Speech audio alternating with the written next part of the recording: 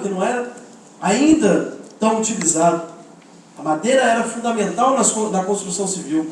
Ferrovias. Então, a madeira era um elemento central na economia brasileira. E aí eu costumo falar que o Código Florestal é como se a gente olhasse hoje a lei do pré-sal. Ela não é uma lei exclusivamente ambientalista, isso é importante a gente entender. Ela é uma lei do desenvolvimento do país. Ela é uma lei que regulamentava sobre um dos principais componentes da nação brasileira naquela época. Então ela não é um penduricalho, ela não é uma discussão à parte ou um empecilho. Não, o legislador naquela época pensou justamente em como garantir as florestas do Brasil, porque elas eram úteis para o Brasil. E aí o Código Florestal traz dois elementos que são fundamentais para o nosso debate. Um primeiro é a função social da propriedade. Naquela época, nós tínhamos o nosso campo socialista e o capitalista. O avanço possível de se debater no campo capitalista era a função social. Já que nós não estávamos em uma revolução, o possível era você trabalhar nessa perspectiva da função social. E o Código traz o quê? As florestas são bem de interesse da sociedade brasileira. E por isso, a propriedade privada deve se subordinar aos interesses da sociedade brasileira. E uma parcela de toda a propriedade privada neste país tem que ter essa proteção do interesse da nação. Então a reserva legal, que eu não consigo entender, ou quer dizer, eu até consigo entender, né? Sendo um pouco irônico, não consigo entender como o Aldo Rebelo, o deputado Aldo Rebelo, que se diz comunista, utiliza esse discurso de que a reserva legal é um problema. Ora, se ela é um dos grandes avanços das forças progressistas do nosso país. Então, a reserva legal, a importância dela, primeiramente, eu queria chamar isso porque muitas vezes a gente debate o Código Florestal sem trazer esse elemento na mesa. A importância da reserva legal, ela é fundamental para a luta agrária nesse país. Não é à toa que o agronegócio quer destruir a reserva legal. E todos nós sabemos que a reserva legal no agronegócio não é respeitada. É porque é uma questão ideológica. Eles querem derrotar a função social da propriedade. Isso está na estratégia da Associação Brasileira do Agronegócio. Então, essa noção agrária, ela é fundamental para a gente perceber dentro do Código Florestal. Alguém vai me avisar quando estiver faltando? Tá. 15 minutos, né? E aí eu quero trazer uma outra definição, que é essa, porque como é uma lei de desenvolvimento, que é da natureza produtiva. Na época que o código foi criado, o que eu estava falando, ele trabalhava justamente com essa visão, de como a gente utilizar a natureza. Definição de reserva legal é área de uso sustentável. Não é uma área que é para ser cercada e isolada do agricultor, da agricultura. Muitas vezes quando a gente vai no assentamento, aí a gente pergunta para o assentado, onde é que está a reserva legal? O que é reserva legal? Não, aquela área de floresta. A área do INCRA, a área do IBAMA. Porque o Estado brasileiro, com a sua polícia ambiental, não teve política ambiental, polícia ambiental, as elites desse país, que sabiam que o código é uma lei importante, alienaram os nossos agricultores dessa parcela importante da sua unidade produtiva. Alienaram eles dessa possibilidade de trabalhar com a área que o professor Paulo Cagiano mostrou muito bem, que é uma área extremamente rica, extremamente desenvolvida e produtiva. E aí quando a gente vai, mas mesmo com essa alienação, que se deu principalmente na camada um pouco mais integrada ao sistema do campesinato, né? Os agricultores camponeses ainda usam sua reserva legal. A gente pode ir em centenas e centenas de unidades produtivas camponesas que a gente vai ver que eles têm o seu pedaço de mato. Tem para tirar a sua planta medicinal, tem para tirar o cabo da enxada, tem para usar para lenha, tem para usar como palanque para o seu paiol. Ele tem essa relação, apesar da polícia ambiental insistentemente levar para outro caminho. Então, gente, isso daqui que o professor Paulo Caggiano mostrou é da onde a gente tem que discutir o Código Florestal. Porque se a gente não discute nesse nível, aí o discurso do Aldo pega mesmo. Porque aí... Opa, cadê? Aí. E eu estou falando só de reserva legal, mas essa foto aqui, por exemplo, é em APP. Me digam se essa recuperação de APP é improdutiva. Se isso é um problema para a produção de alimentos do país. Banana, abacaxi, palmito, árvores nativas que daqui 3, 4, 5 anos vão tomar conta dessa área e mais culturas anuais. Isso é improdutivo para o agronegócio. Isso é improdutivo porque eles só sabem passar o correntão, o trator e jogar veneno. Cadê?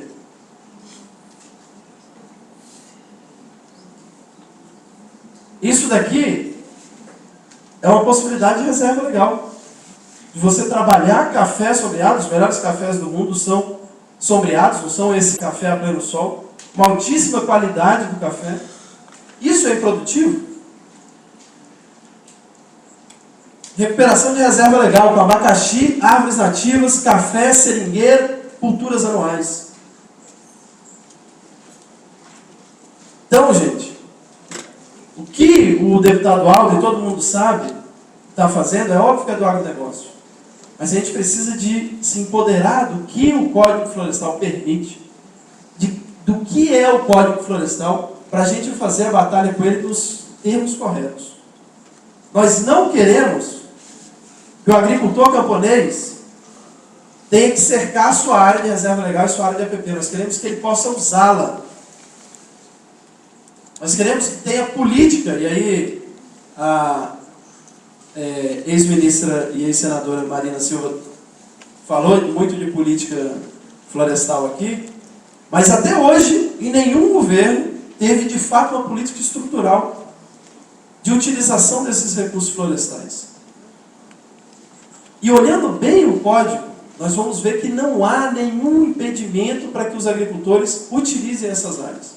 O que há, e aí é verdade, são legislações estaduais, muitas vezes mais restritivas. O que há é uma polícia ambiental que nem leu a lei. Se você vai chegar com um técnico, um cara que já leu mais, vai questionar ele, aí o cara até dá uma recuada. Então é disso que se trata. Por isso que o Luizão estava falando aqui das coisas, das medidas infralegais. A Via Campesina, a FETRAF e a própria CONTAG passaram o ano de 2009 inteiro trabalhando em cima disso. Como é que a gente constrói resoluções, normativas, regulamentações que facilitem para o agricultor utilizar essa área? Que facilitem para o agricultor comercializar os produtos que vêm dessa área? Que de fato estruture uma política pública que permita ele a utilizar aquela área sem a insegurança de que ele vai ser humilhado pela polícia ambiental, que ele vai ser multado pela polícia ambiental. E sem também o romantismo de que o agricultor agora é um grande ecologista e ele, porque acha que vai salvar o mundo, vai usar a floresta. Não, tem que ter política para que a floresta possa ser produtiva de fato. Essa parte da natureza produtiva ela é fundamental para a gente defender o Código Florestal de forma correta. 2 minutos. E daí, bom, eu acabei achando que era um pouquinho mais de tempo. Mas, os estudos da SBPC, por exemplo, o professor Paulo também apresentou alguns elementos, são extraordinários. Eu acho que tem que ser utilizado como material de estudo para os movimentos, para os nossos movimentos, para as organizações todas.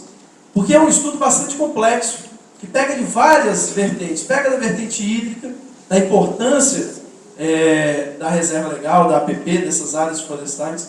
Pega do ponto de vista de produtividade, esse aqui que o professor Paulo Caggiano colocou, ele fala, o agronegócio ganha mais se tem reserva legal, porque aumenta a polinização, aumenta o número de predadores naturais das espécies que são consideradas como pragas, mantém uma fertilidade do sistema maior.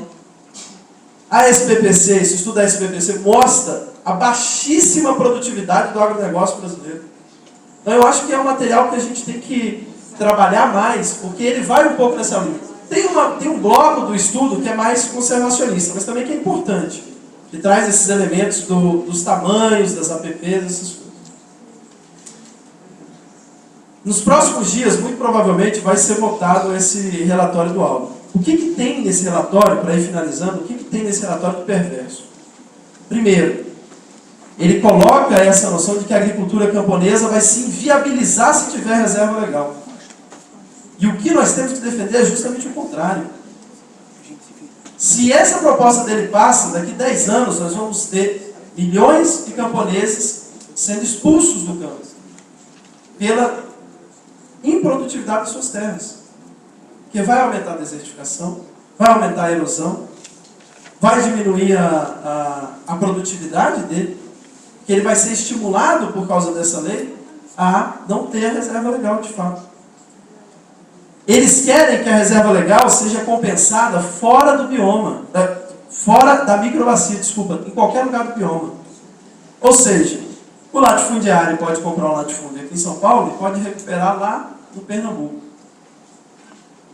Gente, o impacto disso na luta pela terra nesse país é gigantesco. As terras mais baratas, todo mundo sabe, são as terras dos camponeses, porque eles historicamente foram expulsos das terras mais férteis. Vai ter um aliciamento gigantesco em cima dos agricultores para vender suas terras. E mais, vai ter latifúndio improdutivo nesse país dizendo que é reserva legal em recuperação. Não duvidem disso. E por último, estou terminando. Por último, essa coisa das empresas papeleiras colocou uma perversidade nesse último relatório que o Aldo apresentou na segunda-feira passada. Ela legitimou que pode ter culturas lenhosas perenes com o discurso do café, da uva. Mas por que não colocaram frutífero então? Eles querem colocar eucalipto, pinos, acácia. Pode ter culturas lenhosas perenes nas APPs de inclinação, de topo de morro, de borda de chapada. E as reservas legais podem ser recompostas com essas espécies exóticas em até 50% da sua área. Mas não é só isso não. Quem recompor as suas áreas dessa forma vai ter direito a um crédito com juros mais baixos. Está lá na lei, na proposta que o Aldo apresentou agora. Vai ter direito a um crédito subsidiado, vai ter direito à isenção do ITR, que hoje já tem de fato para quem recupera a reserva legal, vai ter prioridade no seguro agrícola e vai poder deduzir do imposto de renda o investimento que fez nessa área. E além disso, vai ganhar com pagamento de serviços ambientais. Ora, o latifúndio desse país que destruiu a mata e fez dinheiro com aquela mata, agora vai poder recompor com uma parceria com a papeleira, vai expropriar o Estado brasileiro, vai expropriar a sociedade brasileira para aumentar o seu lucro e ainda vai sair de bonzinho, porque está recuperando a reserva legal. O tempo acabou. Tem outras perversidades no relatório, mas eu acho que essas são as mais importantes. A discussão do Código Florestal, gente, companheiros e companheiras, é uma discussão de desenvolvimento do país. É uma discussão de modelo produtivo para o país. Quem produz alimento não tem problema com o Código Florestal. Tem problema com a ausência de política e com a polícia. Mas quem produz commodity, esse sim tem problema com o Código Florestal. Para eles, tem que mudar o Código Florestal. A Via Campesina e a FETRAF têm tido uma posição já há bastante tempo de defesa do Código Florestal. Não é uma posição sem debate. É um debate profundo, de entendimento disso. As florestas são aliadas dos camponeses.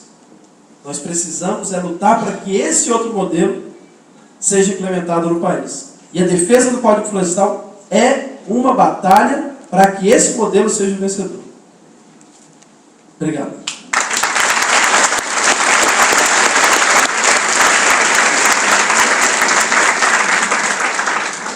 Estão presentes aqui também o Portal Colaborativo TEIA Livre, o Setorial Ecossocialista do PSOL, o NEPA, que é Núcleo de Estudos em Políticas Ambientais da USP de São Carlos, a Agenda Ambiental, que é um Núcleo de Políticas e Ciências Ambientais da USP Ribeirão Preto.